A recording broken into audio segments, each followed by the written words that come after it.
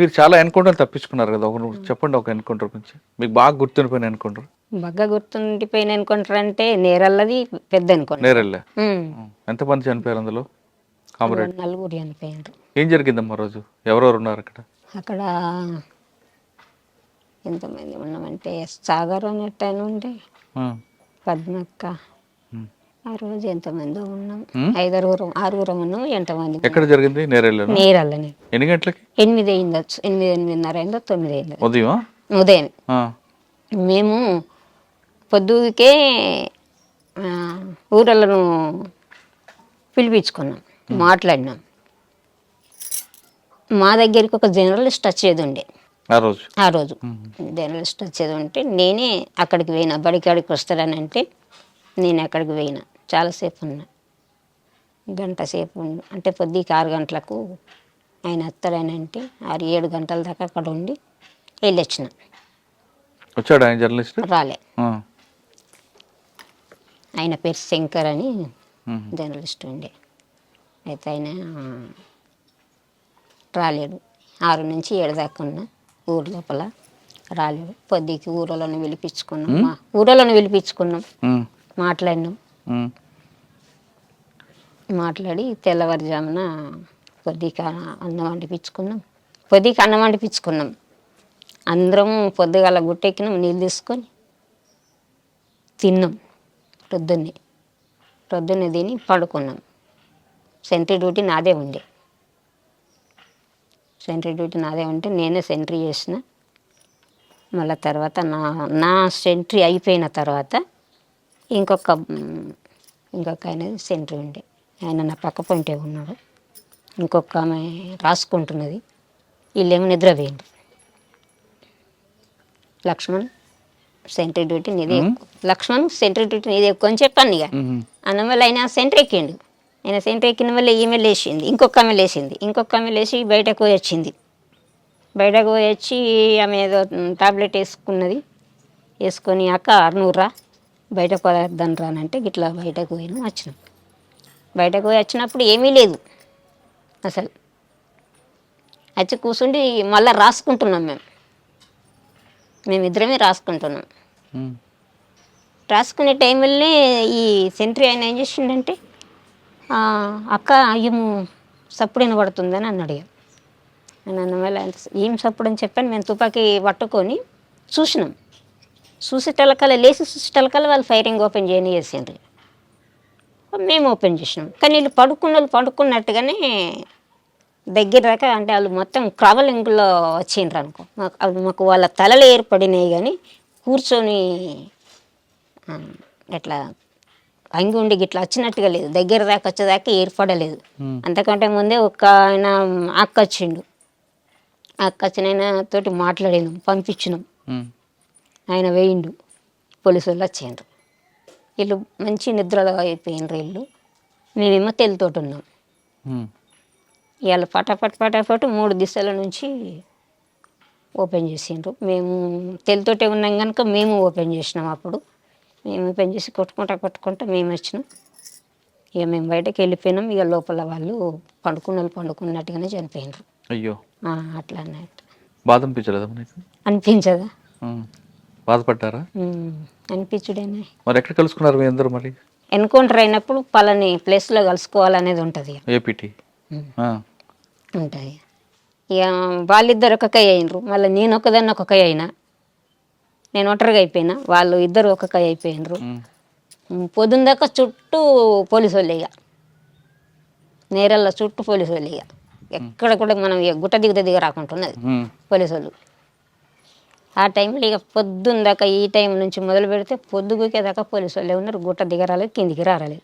ఎక్కడున్నారు? గుట్ట మీద ఉన్నారు. గుట్ట మీద నన్ను మరి పోలీసు చూడలేదు గుట్ట మీద? లేదు. అంటే ఇంకో దాని మీదకైనా ఉన్నాం కానీ ఇక మొత్తం నేరల్ల అడవి పెద్దదే కదా. ఇక ఎటు పక్క పోయి దిగి చూద్దామన్నా కానీ పోలీసు వాళ్ళే ఉన్నారు. ఇక మొత్తం రౌండ్ ఉన్నారు. ఇక ఎటు దిగరాలేదు. పూర్తిగా పొద్దు గూకేదాకా దిగలే. ఇక ఆ రోజు నీళ్లు లేవు, ఏమీ లేవు. ఇక మళ్ళీ పైరింగులకి వెళ్తే పైరింగులో దూపు అవుతుంది కూడా, నోరైపోతుంది కూడా. కానీ ఆ రోజు అయితే ఎట్లంటే ఈ కాళ్ళ మధ్యలో నుంచి, ఏళ్ళ మధ్యలో నుంచి, చెవుల మధ్యలో నుంచి ఇట్లా వెళ్ళిపోయినాయి కానీ మనకెందుకు అది పూర్తిగా రాకలేవు అనుకో. ఇక కొంచెం కొంచెం ముక్కలు ముక్కలు తాకినాయి ఇట్లా కాళ్ళకు. ఎలా పరిగెట్టావు మా గుట్టల్లోంచి? ఎలా పరిగెత్తామనంటే అప్పుడు ఏమనిపించేది, ఆ, అప్పుడు ఏది అనిపించేది. ఫైరింగ్లో ఉండడం ఏమనిపించేది, ఫైరింగ్లోకి వెళ్ళడం ఏమనిపించేది, అప్పుడు ఏమనిపించేది. ఉమ్, పరిగెత్తడం అంటే చాలా పరిగెత్తుతాం, కొట్టుతాము వెళ్తాం కదా. ఉమ్, ఎట్లా మనకు అది శిక్షణ ఉంటుంది కనుక మనం ఫస్ట్ దెబ్బ కొట్టి తర్వాత వెళ్ళాలి.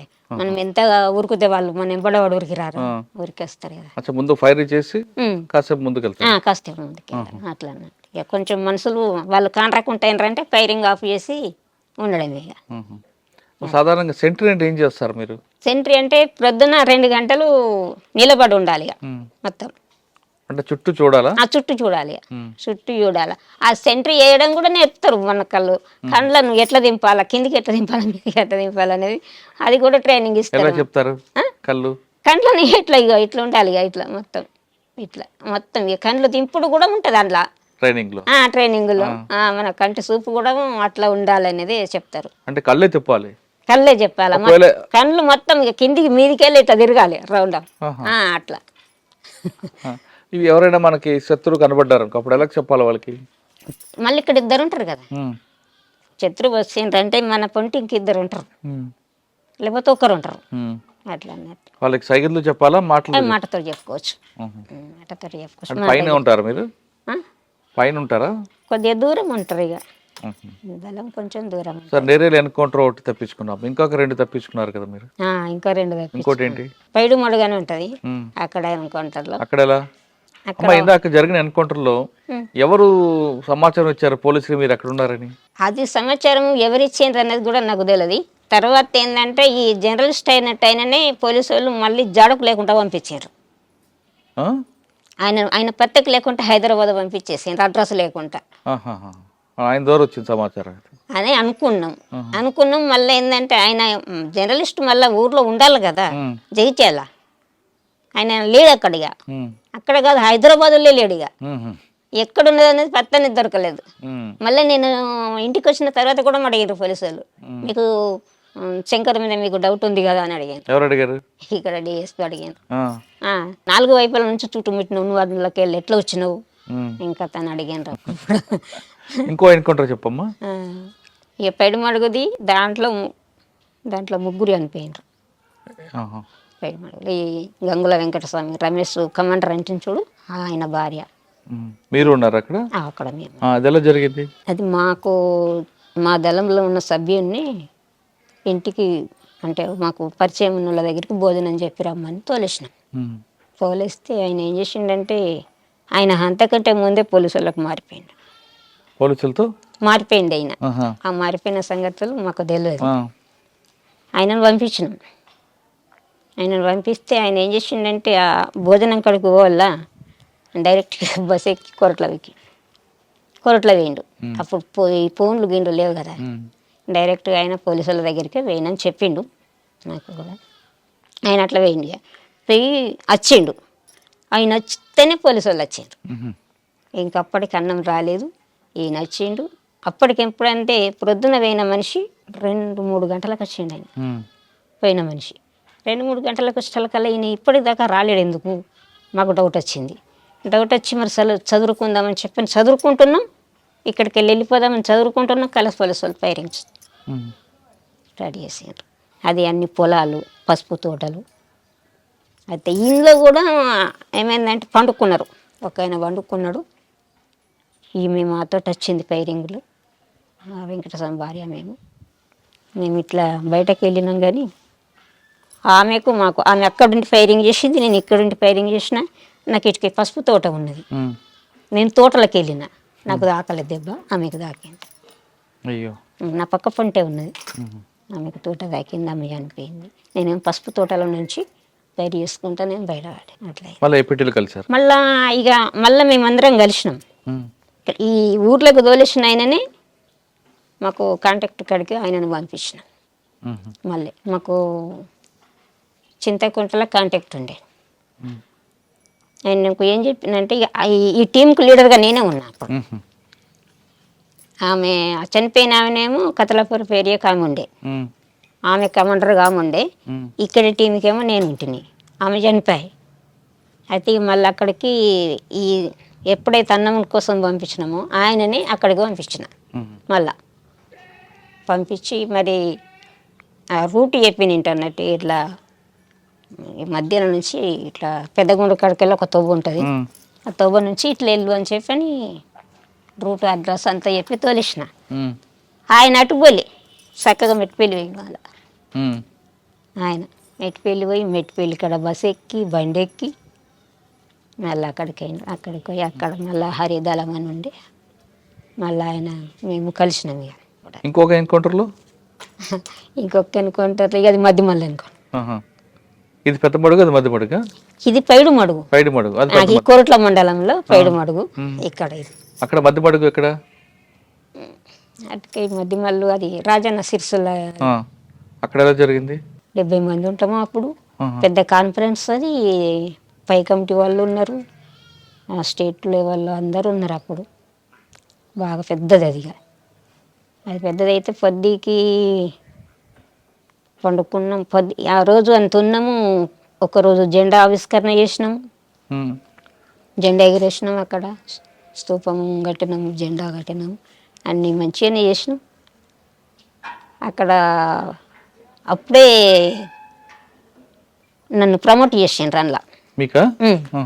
ప్రమోట్ చేసి ఎల్జిఎస్ కమాండర్గా ప్రమోట్ చేసిండ్రు.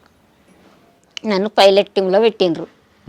ఆ పెట్రోలింగ్ ఓవుడు మబ్బుల మొదటి బ్యాచ్ పెట్రోలింగ్ ఓవడానికి ఆయన భాస్కర్ అనేట ఆయన జిల్లా కమిటీ మెంబరే. ఆయన ఆ రోజు ఈయన కూడా ఉండొచ్చు కానీ నాకు అంత ఐడియా లేదు, ఈ మల్లేసు కూడా ఉండొచ్చు కానీ ఒక 4-5 పోయినాం. మేము బయటకు వెళ్ళి పెట్రోలింగ్ చూసి వచ్చేటకల్లా మధ్యలో ఫైరింగ్. ఎంతమంది? ఒక ఆమె రజిత అనేట ఆమె అనిపోయింది, ఇంకొక ఆమె కొత్తగా వచ్చింది, అప్పుడే 12 రోజులు గడిచింది ఆమె వచ్చి. ఆమె ఒక్క ఆమె అనిపోయింది. ఒక ఆయన స్టేట్ లెవెల్ పసల రామారెడ్డి అనేట. ఎవరు ఇచ్చారు ఇన్ఫర్మేషన్? అది ఎవరు ఇచ్చిండ్రు అన్నది అదేం తెలియలేదు. పసల రామారెడ్డి అనేట ఆయన స్టేట్ కమిటీ మెంబరు. మా సిరిసిల్లో పనిచేస్తున్నప్పుడు జనశక్తి వాళ్ళు ఎప్పుడు ఎదురుపడలేదు? పడ్డారు. మరి వాళ్ళకి మీకు బాగా యుద్ధం జరిగేది కదా? ఫస్ట్లా అంటే అట్లా ఉండేది కానీ తర్వాత వాళ్ళు ఏమనలేరు, ఇక అలా తగ్గిపోయింది కూడా. మళ్ళీ